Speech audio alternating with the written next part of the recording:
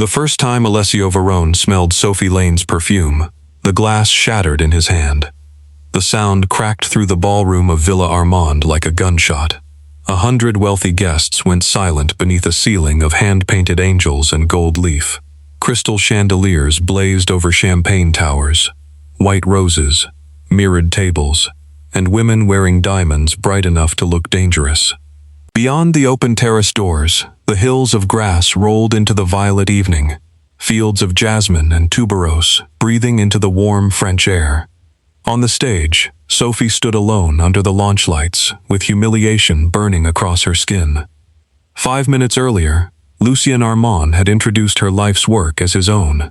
He had walked onto the platform in a cream dinner jacket, lifted the square crystal bottle, and told the ultra-wealthy room that Maison Armand's new signature fragrance, Nocturne de Verre, was the result of his personal obsession, his family legacy, his genius.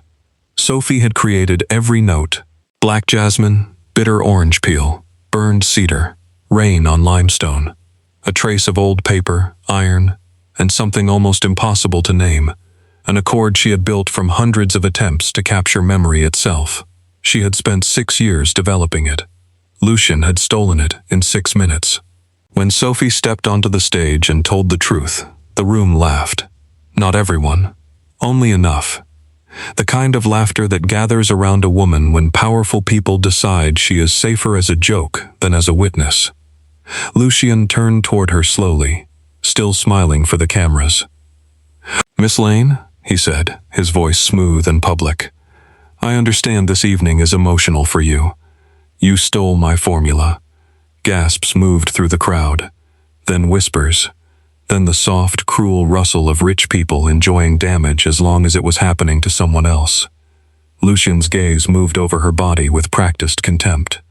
Sophie knew that look. She had seen it in Paris boardrooms, supplier meetings, laboratory corridors, and glossy fragrance events where men praised her nose while treating the rest of her as an inconvenience. She was 32, American, plus size, and not shaped like the women Maison Armand put in perfume campaigns. Her black silk dress was elegant and modest, falling below the knee, fitted at the waist beneath a tailored ivory lab-style coat she had worn as a quiet tribute to the work behind the glamour. Her dark honey-brown hair had been pinned back, though several strands had loosened around her face. She had looked professional when she arrived. Now, under the stage lights, with Lucien smiling and the guests staring, she felt like every inch of her body had become evidence against her. Lucien lifted one hand, as if calming a child. Sophie was briefly employed as an assistant evaluator in our development lab. "I was your lead nose on this project. An intern may become attached to drafts. I have the notebooks. You signed a confidentiality agreement. I signed protection for the formula, not permission for you to erase my name." A woman near the front laughed into her champagne. Someone murmured, "Is she serious?" Another guest said, not quietly enough, "Of course she thinks they stole it. Women like that always need a dramatic moment." Heat rose up Sophie's neck. She gripped the edge of the podium. Lucien leaned closer. His voice dropped low enough that only the nearest microphone caught it. "You should have stayed invisible." Then security moved toward her. 2 men in black suits stepped onto the stage. Sophie backed away. "Do not touch me." Lucien smiled for the guests. "Please escort Miss Lane outside. She is unwell." The first guard reached for her arm. Sophie twisted away. The second guard caught her coat sleeve. A camera flash exploded. Then another. The room was watching.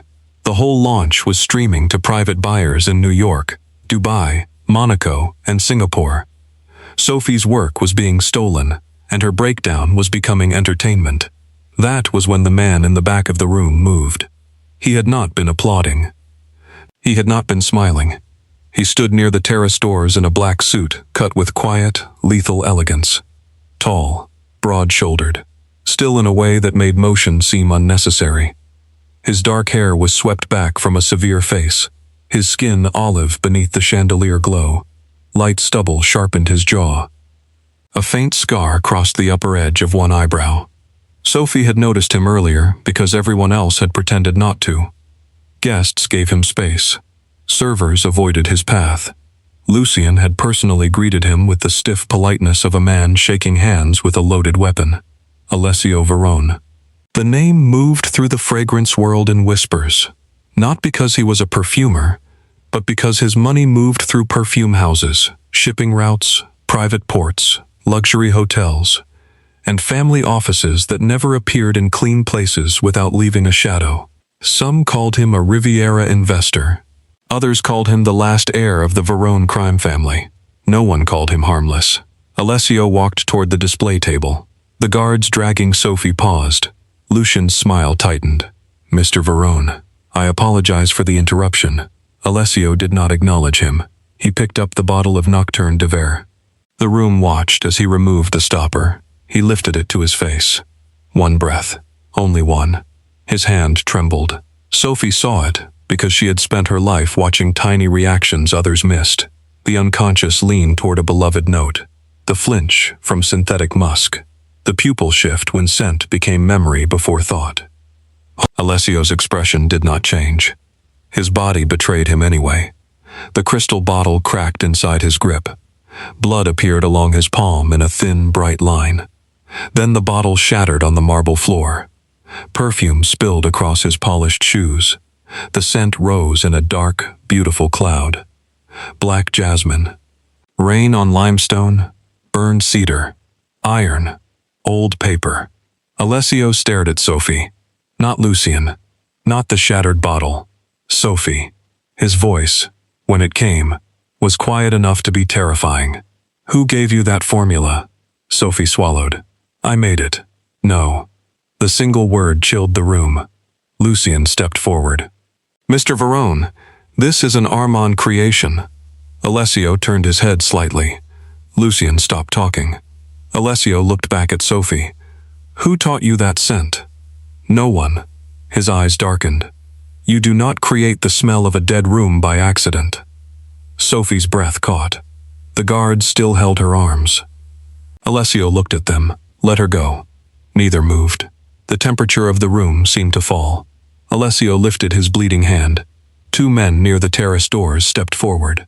Not security, his men. "Let her go," he repeated. The guards released Sophie so quickly she almost stumbled. Alessio looked toward the exits. "Lock the villa." A murmur spread through the guests. Lucien's face drained of color. "You cannot shut down my launch." Alessio's eyes moved over the room. "I just did." Then every exterior door closed. The sound of locks engaging echoed through Villa Armand. Sophie stared at him, her pulse racing. She had wanted someone to believe her. She had not wanted a mafia boss to decide she was the most dangerous object in the room. Alessio did not raise his voice during the interrogation. That made it worse. He had Lucien's private salon cleared, except for Sophie, Lucien, two of his own men, and the spilled perfume bottle placed on a silver tray between them like evidence from a murder. Outside the salon doors, guests whispered behind armed guards. The launch had become a hostage event wearing evening clothes.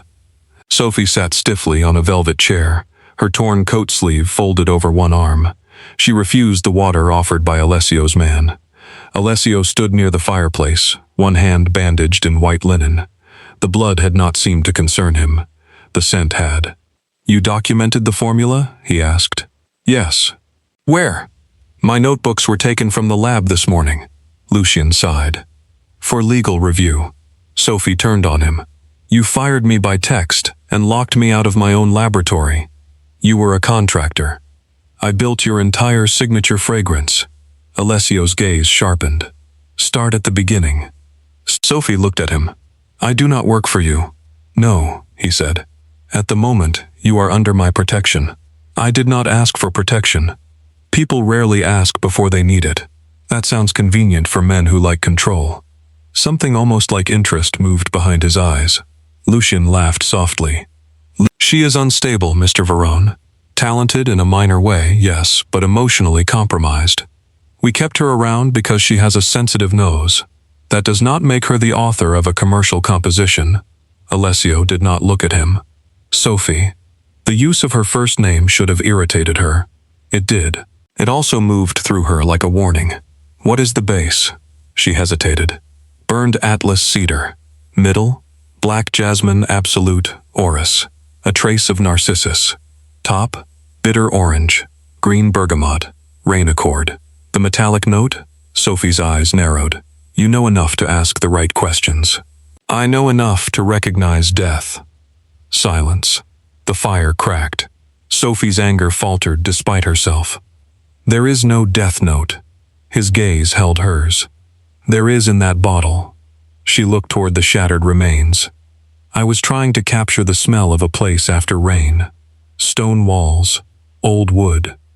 Flowers outside, but not inside. A room that had been closed for years. Alessio went completely still. Where did you smell it? I did not. I built it from memory fragments. Whose memory? My own. His eyes sharpened. Sophie regretted the answer immediately. Lucien noticed. Alessio stepped closer. What memory? Sophie looked down at her hands. This was the part she never explained well. Perfumers could be romantic about scent until memory made them sound unstable. Sophie had been found as a child in Marseille, with no documents beyond a partial American birth certificate and a name written on the inside of her coat. She remembered almost nothing before age 8, except isolated sensations. Salt air, white curtains, a woman humming in English, and once, only once, the smell of rain on warm stone mixed with flowers and smoke. My childhood is incomplete, she said carefully. Scent is sometimes the only structure I have. Lucien's phone buzzed on the table. He reached for it. Alessio's man caught his wrist. Lucien smiled tightly. That is an investor call. Alessio took the phone. The message on the screen was in Italian. Sophie could not read all of it, but she recognized one word from years of fragrance sourcing contracts. Consiglio. Counsel. Alessio's expression changed. He showed the phone to his man, who went pale. What? Sophie asked. Alessio looked at Lucien. You invited them. Lucien said nothing. Alessio crossed the room and struck him once. Not wild, not theatrical. One controlled blow that sent Lucien to the floor beside his own antique desk. Sophie stood. Alessio turned toward her. Sit down. No. He froze. The room did too. Sophie heard her own pulse. You do not order me like I belong on your inventory. Lucien laughed from the floor. She has no idea, does she? Alessio looked at him. Do not. Lucien wiped blood from his mouth. She thinks she invented it. That is almost elegant. Alessio's face hardened. Enough. Sophie stepped away from both men. What is he talking about? Lucien looked at her with satisfaction. That scent was never yours. It was buried with the Varrone family. Alessio moved toward him. The lights went out. Glass exploded inward from the terrace. Men in black entered through the smoke. For 1 second, the salon became a room of shadows, perfume, and screaming guests beyond the doors. Alessio grabbed Sophie and pulled her behind the overturned desk, just as bullets struck the fireplace. His body covered hers. She felt the force of him before she could process fear. Hard chest, black suit, steady breath. One bandaged hand near her head. Do not move, he said. Are those your men? No. Lucien's? Worse. A second explosion shook the villa. Alessio's men returned fire from the hallway. Guests screamed. Somewhere outside, car alarms began. Sophie looked toward the silver tray. The broken perfume bottle was gone. So was Lucien. Alessio saw it too. His expression became murderous. Get up. He pulled Sophie through a hidden door behind the bookcase. A narrow service stair descended into darkness. She dug her heels in. Where are you taking me? Somewhere you will live long enough to answer me. That is not consent. No, he said, glancing back with cold honesty. It is survival. I hate men who call kidnapping protection. You may hate me from a secure room. Before she could answer, another shot hit the wall above the hidden door. Stone splinters rained over them. Alessio took her hand. This time he did not wait for permission, and Sophie, hating him for it, ran. Car. His car was waiting beneath the villa inside an old perfume delivery tunnel, not a limousine. a black armored sedan with no plates. The tunnel smelled of damp limestone, diesel, and crushed rose petals from crates abandoned decades earlier.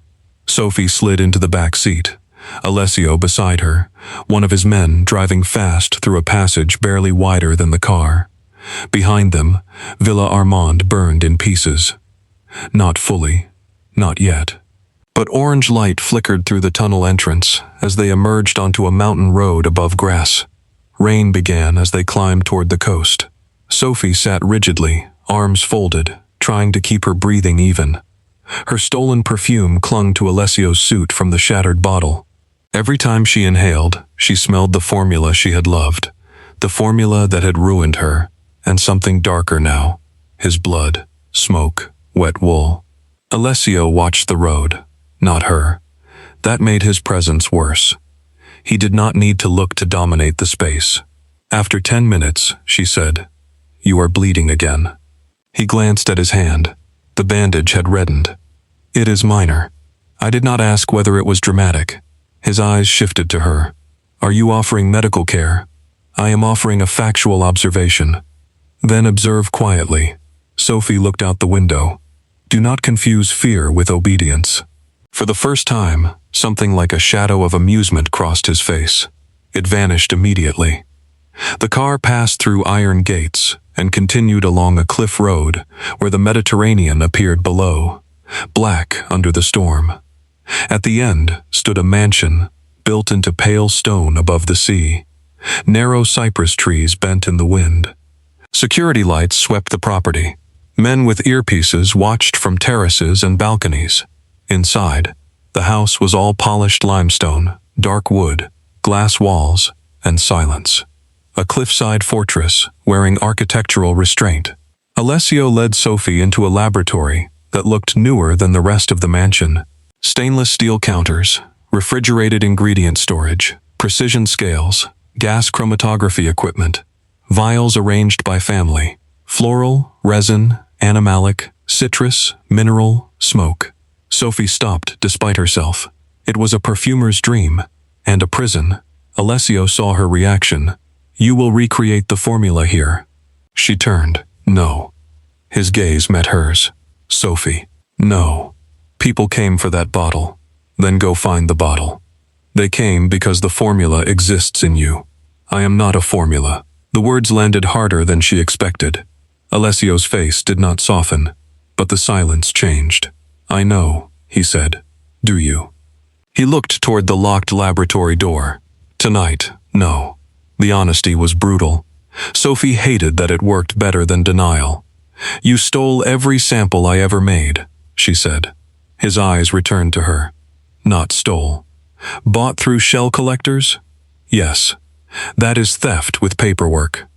I never took anything not sold. You had no right to study me. I did not study you." She stepped toward him. "Then why did you buy them?" The rain struck the glass wall behind him. For a moment, he seemed carved from the same storm. "Because 3 years ago, a discarded experimental sample from your lab reached a private collector in Milan," he said. "I smelled a trace of the room where my family died." The room went silent. Sophie forgot what she had been about to say. Alessio continued. "My parents and sister were murdered in a safe house outside Menton 20 years ago. The house burned. Everyone told me the scent memory was trauma. Smoke, flowers, blood, fear, meaningless fragments." His voice remained controlled.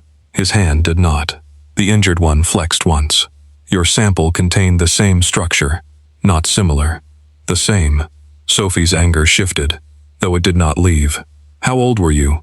16. "You were there." "Yes." "You survived." "Yes." The answer contained no life, only fact. "And you bought my samples because you thought I knew something." "I thought someone near you did. And instead of asking, you watched." "Yes." "That is not romance, Mr. Varrone. That is surveillance." His gaze hardened. "I never claimed otherwise." The laboratory lights hummed softly. Sophie felt the night pressing around the glass walls. Why does the Mafia Council want it? Alessio looked toward the storage cabinets. "The men who killed my family were never identified. They belonged to a council that divided territory across the Riviera. Every man present at the massacre carried a custom scent marker so allies could identify one another in the dark. A blend applied to gloves, collars, handkerchiefs. Sophie understood before he finished. The formula contains the marker. It contains the exact accord worn by the assassins. That is not possible unless I smelled it. Yes. Sophie's stomach turned. Her fragmented childhood memories, white curtains, salt air, a woman humming in English, rain on stone, flowers outside, smoke. What if I was there? She whispered. Alessio did not answer immediately. That was answer enough. The lab door opened. A woman entered in a charcoal suit, silver hair cut to her jaw. This is reckless, she said in Italian-accented English. The council will interpret her presence here as an act of war. Alessio did not turn. Let them. The woman looked at Sophie. I am Helena, Mr. Varrone's legal director. Sophie almost laughed. Does kidnapping have paperwork? Helena's expression did not change. In this house, everything has paperwork. I want to leave. No, Alessio said. Sophie turned on him. Helena sighed. You see the issue. Alessio looked at Sophie. If you leave tonight, they take you. If I stay, you do. His jaw tightened. Helena, prepare guest quarters. Locked? Alessio's eyes stayed on Sophie. No. Helena looked surprised. Sophie was too. Then Alessio added, guarded from outside. Sophie's mouth hardened. There it is. You may walk anywhere inside the house, except the lower garage and north terrace. How generous. Would you prefer a cell? I would prefer men stop ranking my captivity by comfort level. Alessio stepped closer. Sophie forced herself not to step back. You are alive because I removed you from that villa. I am in danger because your dead room is inside my perfume. His eyes darkened. Then we will find out why. The words should have sounded like a promise. Instead, they sounded like a sentence. Underscore. Sophie did not sleep. The guest room overlooked the sea. Rain blurred the black windows. The bed was enormous, the sheets soft enough to feel insulting, and the door unlocked exactly as promised. 2 guards stood outside. She opened the door at 3:12 a.m. Both guards looked at her. Coffee, she said. They did not move. Is caffeine allowed in the luxury hostage package? One guard touched his earpiece. A moment later, Alessio appeared at the end of the hall, wearing black trousers and an open-collar shirt, sleeves buttoned at the wrist. He looked awake in the way predators looked awake. No softness, no disorientation, just immediate presence. What do you need? A door without men in front of it. No. Then coffee. He studied her. Come. She followed him to a kitchen larger than most apartments. He made espresso without calling staff. The domesticity of the action unsettled her more than guards had. Do you make all your prisoners coffee? No. Special treatment. Necessary treatment. You will need your senses. For the formula, yes. You could at least pretend I matter beyond that. He placed the cup in front of her. You matter beyond that. Sophie looked at him. The words were too direct, too calm, too dangerous. You do not know me. I know you stood on a stage while they mocked you and still told the truth. That is not knowing me. No, it is the beginning of evidence. She hated how her chest tightened. She took the espresso. He leaned against the counter across from her. How did you become a perfumer? My nose got me adopted. His expression changed slightly. Sophie almost regretted the answer, but exhaustion made honesty easier. I was 8 when French authorities found me outside Marseille. I had partial documents, no clear guardians, and too many missing years. A retired American teacher named June Lane took me in. She said I could identify every flower in her garden, blindfolded by the second week. Lane was her name. Yes, not yours. It became mine. What was yours before? Sophie stared into the coffee. No one knows. Alessio went very still. There were no records? Fragments. American birth registration, damaged. A first name, Sophia, maybe. Social services wrote Sophie. June gave me Lane. Do you remember your parents? No. I remember a woman singing, "You Are My Sunshine," badly. I remember heat, white curtains, salt air, and that scent. Alessio looked away. The kitchen lights reflected along his jaw. What? The safe house had white curtains. Sophie's hands tightened around the cup. And the song. My mother sang American songs when she was nervous. She learned them from a woman who worked with her. What woman? Alessio did not answer. Sophie set the cup down slowly. You know who I am. No. You know something. I know there was a child in the house. The words slipped between them like a blade. Sophie stood. What? My father's accountant had a daughter. A daughter. She disappeared after the massacre. Everyone assumed she burned with the house. Sophie gripped the counter. What was her name? Sophia Calder. The kitchen seemed to tilt. Calder. Nothing in her mind recognized it. Her body did. A strange pressure moved through her chest, like a locked door reacting to a key. Alessio watched her face. Sophie, do not. He stopped. Do not say my name like you own the part I cannot remember. His expression tightened. I was going to ask if you needed to sit. I need you to stop revealing my life like evidence in your case. A shout sounded from the hall, then a crash. Alessio turned before the alarm began. The kitchen window exploded. He moved with terrifying speed, pulling Sophie down behind the island as glass sprayed across the floor. A small metal canister rolled through the broken window, hissing white vapor. Alessio kicked it into the sink and turned on the water. His men shouted from the corridor. Helena's voice came through the intercom. North wall breach. Alessio looked at Sophie. They found you faster than expected. Your mansion was not as safe as advertised. No place is safe when the council begins burning history. He took her wrist and pulled her toward the service door. This time, she did not fight. Not because she trusted him. Because the vapor in the sink smelled faintly of black jasmine and smoke. The formula was hunting them now. Underscore.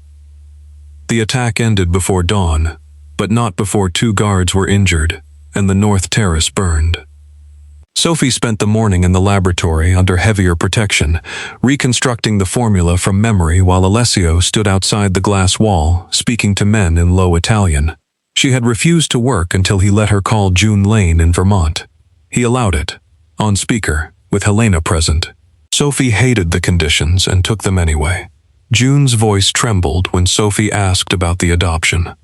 Sophie, honey, what happened? I need to know what came with me. Documents, clothes, anything.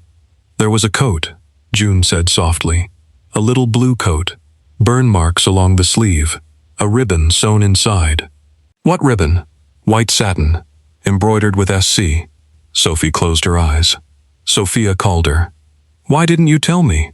I did, when you were little. You screamed for hours after seeing the coat, so the therapist said to wait. Then you stopped asking. Pain moved through Sophie, old and new at once. Do you still have it? Yes. Hide it. Tell no one I called. Sophie, are you in trouble? Sophie looked through the glass. Alessio watched her with an expression she could not read. Yes, she said, but I am still myself. After the call, she returned to the formula. Perfume creation was usually delicate, slow, almost meditative. This was excavation. She worked with blotters, pipettes, and memory. Black jasmine absolute, burned cedar fraction, iron accord, a trace of civet substitute, not animalic, but warm, like skin against wool. Dust from orris, damp limestone, bitter orange leaf, crushed too green. Every trial made Alessio react, not visibly to anyone else. To Sophie, yes. His shoulders tightened at trial 8. His breathing changed at trial 12. At trial 19, his hand closed around the back of a chair until the wood creaked. You smell it, she said through the lab intercom. I smell the hallway. What hallway? He did not answer. She pushed the microphone closer. What hallway, Alessio? The use of his first name changed his gaze. He entered the lab. The guards objected. He ignored them. Sophie lifted the blotter. He stopped 3 feet away from it as if distance could protect him. The eastern corridor, he said, after the shots, before the fire reached the stairs. Sophie's throat tightened. What else? My sister's hair ribbon. What did it smell like? Violet soap, Sophie added. Ionone. A violet-like molecule, soft and powdery. Alessio flinched. She hated that she had done that to him. She hated more that the formula answered. Trial 20 changed everything. The room seemed to fill with another time. Sophie's vision blurred. Not fainting. Memory. White curtains moving in night wind. A woman kneeling in front of her, hands on her shoulders. A boy, with blood on his shirt, telling her not to make a sound. Smoke beneath the door. Perfume spilled across a tile floor. A man wearing gloves that smelled like burned flowers. Sophie dropped the blotter. Alessio caught her before she hit the counter.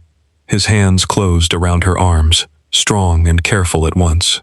What did you see? She looked up at him. You were there. His face tightened. Yes. You hid me. His hands went still. Sophie saw it clearly now. A 16-year-old boy dragging a little girl into a storage closet beneath a linen shelf, pressing one finger to his mouth, his eyes wild but determined. You told me not to breathe too loud. Alessio's expression changed in a way that frightened her more than his coldness ever had. Because it was not control. It was grief. I thought you died, he said. The words were barely sound. Sophie should have pulled away. Instead, she stood with his hands around her arms and felt the room tilt toward something neither of them could name safely. Why didn't you remember? I was 8. I searched the closet after. Someone moved me. Who? A voice answered from the doorway. I did. Helena stood there, pale. Alessio turned slowly. The room went silent. Helena looked at Sophie. I carried you out through the servants' stairs before the house collapsed. Alessio's face hardened into something deadly. You told me the child was dead. I was ordered to. By whom? Helena did not look away. Your mother. That stopped him. Helena stepped inside. Your mother knew the council would kill any surviving witness. She made me take the girl and erase her trail. I sent her through Marseille because American records could protect her better than European ones. Sophie stared. You knew where I was? No.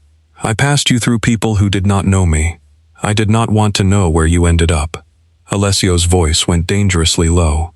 You let me mourn her for 20 years. I let you survive long enough to become a man the council feared. You used my grief. I protected the witness. Her name is Sophie. The words struck Sophie unexpectedly. Alessio had not said asset, not child, not witness. Her name. Helena looked at him with sadness. And that is why I lied. The laboratory alarm sounded. All three turned. On the main screen, a message appeared over the security feed. Deliver the perfumer and the formula. Midnight. Or, the council takes what remains of Varrone. Attached was a live image from inside one of Alessio's private warehouses.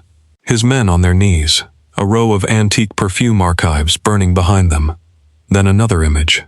Lucien Armand, alive, standing beside a masked older man Sophie did not know. Alessio did. His face became empty. Marco Saravani, Helena whispered. Sophie looked at them. The assassin? Alessio's eyes remained on the screen.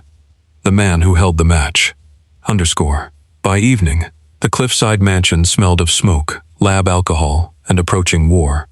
Sophie sat in the formulation room with 3 versions of Trial 20 in front of her. Helena had secured the files. Alessio's men prepared defenses. Lucien Armand had broadcast a statement claiming Sophie had stolen proprietary material and was being held under coercive influence by criminal actors, which was elegant legal language for blaming her before she could speak. Her name was trending in fragrance circles. Unstable assistant. Jealous nobody. A woman making claims to profit from scandal. The comments under the launch footage were worse. She should have been numb. Instead, she was furious. Alessio entered the lab at 8:40 p.m. He wore a black shirt and trousers, no jacket, sleeves down, collar open. Tattoos showed at his throat and the backs of his hands. His bandage had been replaced. His face looked carved from restraint. You will leave before midnight, he said. Sophie looked up. No. I have arranged transport to Switzerland. No. Sophie, no. His jaw tightened. The council does not bluff. Neither do I. They want you alive until you reproduce the formula. After that, they will erase you. They already erased me once. He went still. The words had cut him. Good. I am not running while Lucian keeps my work. Your assassin walks free, and every person who mocked me gets to believe I lied. You are thinking like someone who expects truth to protect her. I am thinking like someone who has lost too much truth already. Alessio crossed the room. I cannot protect you if you stand in the center of the fire. Then stop trying to protect me by removing me from the room. He stopped a foot away. The emotional force between them had become difficult to breathe around. You do not understand what happens to me when they point danger at you. No, she said. You do not understand what happens to me when men decide my life is safer without my permission. His eyes closed briefly. When he opened them, the coldness had fractured. What do you want? The question was not tactical. It cost him. Sophie stood. I want to finish the formula. Why? Because scent started this. Scent proves who was there. Scent is not admissible evidence. Chemistry is. She showed him the analysis. The accord contains a rare stabilizer. Maison Armand stopped using 21 years ago because it caused discoloration in alcohol. It was used in custom glove fragrances for private clients. If Saravani wore it that night, and Lucian recreated or preserved it, there will be purchasing records, batch records, suppliers. Alessio studied the paper. You can tie the formula to the council.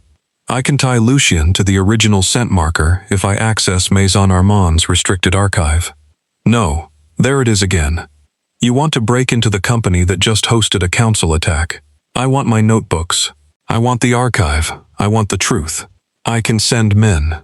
Your men will not know what to take. I can force Lucian. Lucian would rather burn the lab. Alessio's gaze held hers. And you. I know where the cold archive is. How? I designed the humidity protocols. He stared at her. Sophie lifted her chin. I was never an assistant. No, he said quietly. You were not. The acknowledgement should not have mattered. It did. A heavy sound came from outside. Helicopter rotors. Alessio turned. The council had arrived early. Explosions hit the lower gate. The laboratory windows flashed white. Alessio moved toward Sophie. She grabbed Trial 20 and the formula drive. What are you doing? Taking what they came for. No. She looked at him. Ask me to stay if you want. Do not order me. The entire house shook. Alessio's hand hovered near her waist, not touching. Stay alive, he said. That was close to an order. It was a confession. Before she could answer, the laboratory door blew inward. Underscore. The attack pushed them into the old perfume distillation wing beneath the mansion. It had been built into the cliff a century earlier. All copper alembics, stone arches, tiled drains, and narrow windows facing the sea. Rainwater streamed through cracks in the ceiling. Fire spread behind them where the modern lab had been hit. Sophie clutched the formula drive in one hand and Alessio's wrist in the other because smoke had swallowed the corridor. His men fought above. The council moved below. Lucian knew the property plans because Maison Armand had once designed fragrance installations for the mansion. Saravani knew worse things.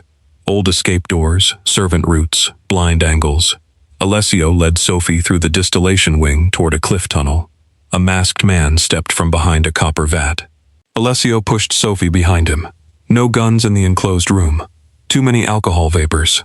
The fight was brutal and silent. Fists and metal tools and bodies against stone. Sophie grabbed a glass distillation rod and smashed it across the attacker's hand when he reached for a lighter near a solvent spill. Alessio took him down. Then he looked at Sophie. You could have run. I am tired of rooms where everyone expects me to. Fire rolled across the upper doorway. The distillation wing filled with orange light. They reached the formulation archive door. Sophie stopped. That connects to Maison Armand. Alessio stared at her. Through the cliff? Old perfume families shared extraction tunnels before trucks existed. You were going to tell me when. When you stopped kidnapping me long enough to collaborate. Despite the fire, despite the attack, he almost smiled. Almost. The archive door required a manual code Sophie still remembered. Inside, cold air hit them. Shelves of sealed perfume ledgers lined the room. Maison Armand had hidden everything here. Formulas, client records, banned ingredients, private commissions. Sophie found her notebooks in a locked cabinet under Lucien's name. Her hands shook as she opened them. Every page bore her handwriting, her revisions, her grief, her work. Then she found the restricted file. Saravani Private Glove Accord, 2004. Attached were batch orders, ingredient receipts, and one faded photograph from a private commission dinner. Marco Saravani wore black gloves. Behind him stood Lucien Armand's father, and beside them, younger, alive, smiling faintly, was Alessio's father. Sophie looked up. Alessio. He took the photograph. For a moment, his face was unreadable. Then the truth arrived. My father knew him. Maybe he commissioned. No. His hand tightened on the photograph. My father brought them into the safe house. A sound came from the archive entrance. Lucien stood there holding a lighter. His dinner jacket was torn. His face was burned slightly along one cheek, but his smile remained polished. I wondered when you would find that. Alessio stepped forward. Lucien lifted the lighter. The archive was full of alcohol-based records, blotters, old solvents, dry paper. Do not, Sophie said. Lucien looked at her. You still think this is your story? It is my formula. It is your inheritance. Sophie went cold. Lucien smiled wider. Your mother was Evelyn Calder, the Varrone accountant. She stored the council's money, recorded every murder, and hid the ledger inside a cent. A formula memory. Elegant. Absurd. Brilliant. Sophie could not breathe. My mother. She knew Alessio's father was selling his own family to the council. She built a scent marker that could later identify the killers through their supply chain. Then she hid her daughter inside the same house as a witness. Alessio stared at the photograph. My father betrayed us. Lucien's gaze flicked to him. Your father tried to buy survival. It is a family habit. Alessio moved. Lucien sparked the lighter. Sophie threw trial 20. The vial shattered against Lucien's chest. Perfume soaked his jacket. Alessio froze. Lucien laughed. That will not stop fire. No, Sophie said, but it will make you identifiable. She hit the emergency cold room release. The archive doors slammed open behind Lucien. Freezing vapor burst from the vents, killing the lighter flame and knocking him backward. Alessio crossed the room and drove him into the stone wall. For 1 second, it looked like he would kill him. Sophie stepped closer. Alessio. His breathing was hard. Lucien smiled through blood at the corner of his mouth. She is making you weak. No, Alessio said. She is making me late. He struck Lucien once, enough to drop him unconscious, and zip-tied his wrists with a cable from the archive shelf. Sophie stared at him. Late? To the council. Before she could answer, Helena's voice came through Alessio's earpiece. They have taken the lower lab. Saravani is demanding the perfumer in exchange for the men. Alessio looked at Sophie. The old version of him returned for a heartbeat. The man who would decide, lock doors, remove variables. Then he stopped. What do you want? He asked. Sophie looked at the notebooks in her arms. At the formula drive, at the burning corridor behind them. I want to make them smell it. Underscore. The plan was insane. Sophie knew that. So did Alessio. That was why he objected for 6 straight minutes while she prepared the atomizer system in the old distillation chamber. Then he stopped objecting and started helping. Maison Armand's entire empire was built on controlled air, scent diffusers in boutiques, timed releases at runway shows, private chambers where buyers experienced perfumes like religious visions. Sophie had designed half the systems Lucien bragged about. Now she rigged the largest one to release Trial 20 through the mansion's lower ventilation network. Not enough to harm anyone. Enough to mark every person present. Enough to force the memory into the open. Saravani and his councilmen gathered in the lower lab, believing Alessio would bring Sophie to them. Instead, the doors sealed and the ventilation activated. The scent spread. Black jasmine, burned cedar, rain on limestone, iron, old paper, violet soap. The monitors showed the first reactions. One council soldier staggered back. Another ripped off his mask. Varrone went perfectly still. His gloved hand began to shake. Alessio watched the screen. Sophie watched him. "That is the man," she said. "I know. He remembers it. So do I." His voice was too quiet. On the monitor, Varrone looked up at the camera. "Varrone," he said, "give us the perfumer, and I will tell you what your mother said before she died." Alessio went pale beneath his olive skin. Sophie reached for his hand. He did not look at her, but his fingers closed around hers. Not like ownership, like a man trying not to fall. "Do not go down there for that," she said. She deserves justice, not another trap." His jaw tightened. The council began forcing the lower lab door. Sophie looked at the fire control panel. "If they breach, they take the formula, the archive, and me." "No." "Then destroy it." His eyes cut to hers. "Destroy what?" "Everything.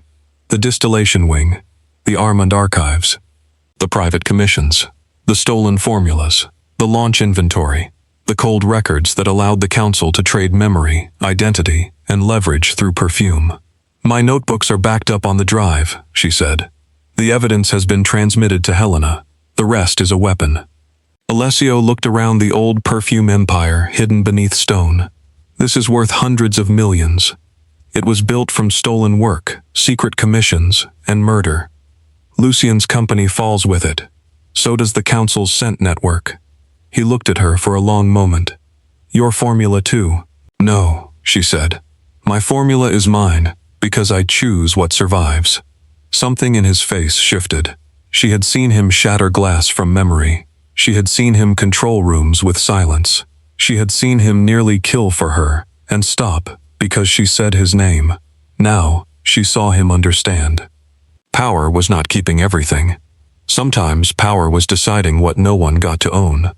Alessio keyed in a command on the fire suppression override.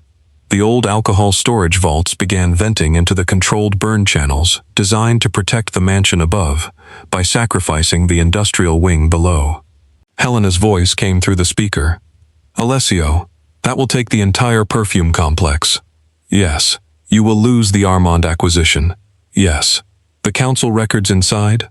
Copies are out." "The archives?" He looked at Sophie. "Burn them." Varrone's men broke through the lower lab. Fire rolled behind them in a sudden gold wall, guided through stone channels built for disasters no one had expected to be used deliberately. Sophie grabbed her notebooks. Alessio pulled her toward the cliff tunnel. Smoke swallowed the distillation wing. Then Varrone appeared through it. His coat burned at one sleeve. His face was twisted with rage. He carried a knife, not a gun. Fire made firearm suicide in the vapor-heavy chamber. "You smell like them," he hissed at Sophie. Alessio moved in front of her. Varrone smiled. "Your father opened the door, boy." "He begged us to spare him." Alessio did not move. "He begged," Varrone repeated. Sophie saw Alessio's hand flex, the old wound opening, the trap working. She stepped beside him. "Did he beg before or after he paid for your gloves?" Varrone's eyes snapped to her. Sophie lifted the formula vial she had kept hidden in her palm. "Because every supplier, batch number, and private commission is already with the police." His expression changed. Alessio understood. "You marked him. Lucien too." The scent on Varrone's sleeve would chemically match the old commission records. The assassin who had hidden behind fire, silence, and dead witnesses now carried his own signature on his skin. Varrone lunged at Sophie. Alessio intercepted him. The fight drove them against a copper distillation column. Varrone slashed Alessio's side, leaving only a shallow line, but enough blood to darken his shirt. Alessio struck him hard, then again. The roof above them cracked from heat. Sophie shouted, "Alessio!" He looked up. A burning beam split loose. He had 1 second. He used it to shove Sophie through the cliff door. The beam fell between them. Fire filled the gap. Sophie hit the stone floor outside the chamber. "Alessio!" Through the flames, she saw him on the other side, smoke curling around him. Varrone crawling toward a side exit. Alessio looked at the assassin, then at Sophie. Revenge stood within reach. So did escape. Sophie shook her head. "Do not make me watch you die for the dead." His face changed. He turned away from Saravani. He climbed over the fallen beam through fire and smoke, one arm shielding his face. Sophie grabbed his hand and pulled. They fell together into the cliff tunnel, just as the distillation chamber collapsed behind them. The explosion blew the door inward. Alessio covered Sophie with his body. Heat rolled over them. Stone cracked. Somewhere beneath the mansion, Maison Armand's stolen perfume empire burned to the foundations. Undrai. They emerged on the cliff road at dawn. Rain had stopped. The Mediterranean below was silver, calm, and indifferent. Firefighters and police moved through the property. Helena had made the calls. Not anonymous ones, official ones, with documents, recordings, ingredient files, supplier ledgers, and names. Lucian was arrested in the archive corridor. Saravani was taken alive from a drainage tunnel, his burned sleeve sealed as evidence. The chemical markers on his clothing matched both Trial 20 and the 20-year-old Private Glove Commission records. The council denied everything, for 3 days. Then the first supplier flipped. Then a retired Armand chemist. Then one of Lucien's accountants. The fragrance world broke open. Maison Armand had sold private scent signatures for criminal identification, blackmail, seduction operations, witness tracking, and political intimidation for decades. Perfume had not merely been luxury. In the wrong hands, it had been a passport, a weapon, and a memory trap. Sophie became a scandal before she became believed. The videos from the launch circulated first. The fat perfumer losing control, the assistant claiming genius, the mafia boss kidnapping her after breaking a bottle. Then the evidence released. Her notebooks, her lab records, her name on every iteration. The truth of Sophie Calder, missing child of Evelyn Calder. The massacre, the scent marker, the empire of stolen formulas. Suddenly, the world wanted to apologize in interviews, statements, profiles, and luxury magazines that had never known how to photograph women like her without making courage sound like a body positivity angle. Sophie ignored most of them. 3 days after the fire, she sat in Alessio's cliffside kitchen with her notebooks stacked beside her and a bandage wrapped around one palm. She had cut herself escaping the archive and refused to let him look at it twice. He sat across from her, one side of his black shirt replaced by medical gauze, beneath a dark cardigan Helena had forced him to wear because the doctor insisted on access to the wound. The domestic absurdity of it would have been funny if everything did not hurt. "You are staring," Sophie said. "Yes, why? I thought you had died 20 years ago." "That does not make staring polite." "No." He looked down. The quiet answer softened something in her that did not want to soften. "You cannot keep doing that," she said. "Staring. Deciding that trauma gives you special rights." His gaze returned to hers. "I know. Do you?" "I am trying to." "You bought my samples." "Yes." "You tracked my work." "Yes." "You locked me in your world because you were afraid of losing a witness." "At first." Sophie's throat tightened. "And then?" His voice lowered. "Then I was afraid of losing you." The honesty landed too close. She stood and walked to the window. Outside, the ruined distillation wing smoked beneath morning light. The jasmine fields beyond the estate remained untouched. Alessio did not follow. That mattered. "You do not get forgiveness because you burned down a company," she said. "I know. You do not get me because you saved me. I know. You do not get to call obsession love. No." She turned. "What do you get?" He looked at her for a long moment. "A chance to ask before I enter the room." Sophie hated that her eyes burned. "You are going to be terrible at that." "Yes." "At least you know. I know many of my flaws. It has not historically improved me." The corner of her mouth moved before she could stop it. He saw. The air changed. Sophie crossed back to the table and picked up one of the blotters. Trial 21. The version she had made after the fire. Less smoke, more orange blossom. The violet was still there, but softer. Not a dead girl's ribbon, a living woman's memory of one. She handed it to him. Alessio took it carefully. Smell it. His eyes held hers. Then he lifted the blotter. The reaction was subtle. Breath held, shoulders tightening, then easing. What is it? He asked. Mine. He looked at the paper. No house. No massacre. No council marker. No stolen archive. What is left? Sophie considered. Rain after fire. Flowers that survived. Clean skin. A door open to the sea. Alessio's eyes closed briefly. When he opened them, something in him looked devastated and alive. It does not hurt the same way. It is not supposed to. She reached toward his bandaged hand, stopped before touching. The same restraint he had shown badly, then better. May I? She asked. He looked at her hand, as if permission were a language he had never been taught, but wanted to learn. Yes. She took his hand. He did not close his fingers until she did first. The kiss did not happen then. It almost did. That was enough. 6 months later, Sophie opened her own laboratory in Grasse. Not a luxury house. Not yet. A working studio in an old stone building with blue shutters, copper stills, open windows, and shelves labeled in her handwriting. The sign outside read, Sophie Lane Perfumer. She had kept both names, Lane, for the woman who raised her, Calder, for the woman who died, trying to make scent into testimony. Her first collection had only one perfume. After the fire, she released it without a campaign model, without celebrity endorsement, without a stolen story disguised as inspiration. Each bottle came with a card, explaining that part of the proceeds funded legal aid for workers whose creative labor had been erased by luxury corporations.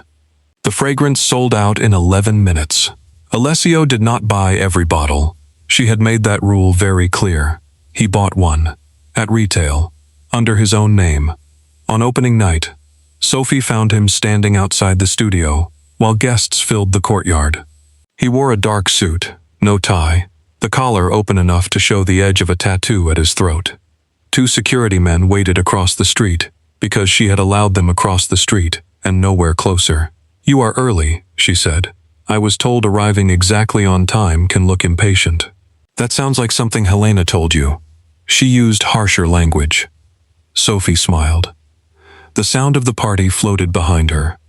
Glasses, laughter, perfume people pretending not to stare at the mafia boss, waiting outside, like a man unsure he had been invited into a church. You can come in, she said. I was waiting for you to say that. I noticed. His gaze moved over her face with the same intensity that had once frightened her.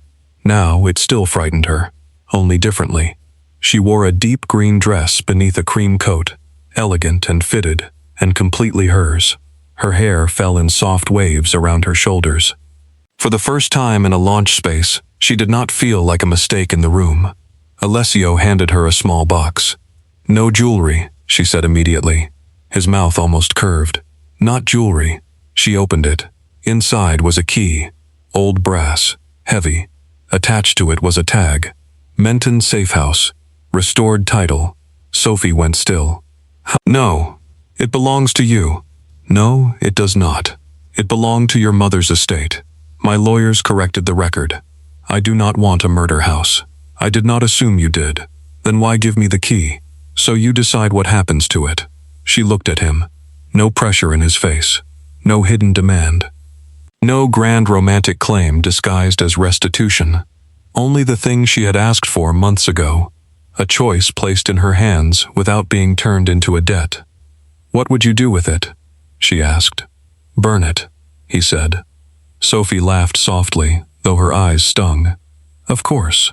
What will you do? She looked toward the hills where jasmine fields glowed pale beneath sunset. Open the windows. Alessio's gaze changed. Then, maybe turn it into a place where people can learn the parts of perfume no one puts in advertisements. Labor, chemistry, memory, ownership. A school. Maybe, he nodded. That would have made your mother proud. You did not know her. No, he said. But I know what she protected. Sophie closed the box. The courtyard behind her applauded someone inside. She stepped closer to Alessio. "Do you still smell the old room when you smell me?" His expression darkened. "No." "What do you smell?" He looked at the open studio door, the courtyard, the evening air. Then at her. "Rain after fire," he said. "Flowers that survived. A door open to the sea." Sophie's throat tightened. That was a good answer. "I memorized the source material. Still too intense. Yes. Still dangerous. Yes. Still learning boundaries. Daily." She reached for his hand. He let her choose the contact. When her fingers slid between his entire body went still, as if, even after everything, he did not trust himself to believe simple things too quickly. "Come inside," she said. He followed her into the courtyard. Guests turned. Whispers moved. Sophie did not care. At the center of the studio stood the first bottle of After the Fire beneath a glass dome. Not as a trophy, as proof. Her work, her name, her memory. Alessio stopped beside her, not in front, not shielding her from a room she had chosen to enter. Just beside her. Later, after the guests had gone and the jasmine fields had turned silver under moonlight, Sophie and Alessio stood at the open window above the old stone street. She lifted a blotter, touched with the perfume, and held it between them. "Does it still hurt?" she asked. He smelled it, then looked at her. "Yes," he said. Her heart sank. "But now it leads somewhere else." "Where?" His hand rose toward her face, stopped, waited. Sophie leaned into his palm. "Here," he said. The kiss was slow, restrained, and finally unafraid of softness. Alessio held her as if strength could become permission instead of possession. Sophie touched the scar near his eyebrow and felt his breath break against hers. Below them, Grasse slept among flowers that had survived centuries of being cut, distilled, named, stolen, sold, and reborn. The scent that once dragged a mafia boss back to the night his family died had become something neither the council, Lucien Armand, nor the dead could own. Sophie had made it hers, and Alessio, who once believed love meant locking every door around the woman who carried his past, learned the harder devotion of standing at the threshold and waiting until she invited him in.